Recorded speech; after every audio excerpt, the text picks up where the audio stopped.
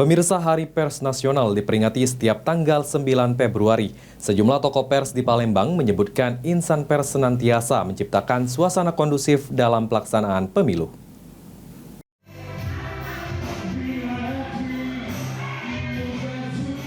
Hari Pers Nasional diperingati setiap tanggal 9 Februari. Untuk itu, sejumlah tokoh pers di Palembang meminta agar insan pers dapat jujur, adil, serta netral untuk menciptakan suasana kondusif dalam pelaksanaan pemilu.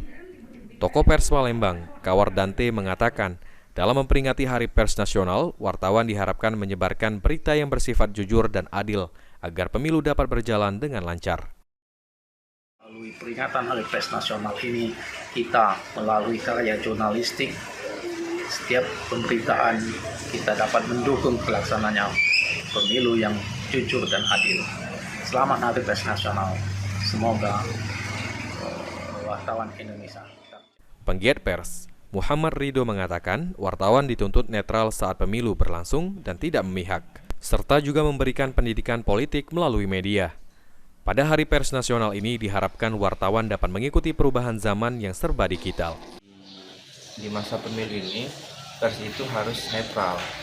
Jadi pers itu fungsinya bukan memihak kepada salah satu paslon, tapi memberikan pendidikan politik lewat media kepada masyarakat tentang perpolitikan di bangsa ini. Hafidz Zainul, PAL TV.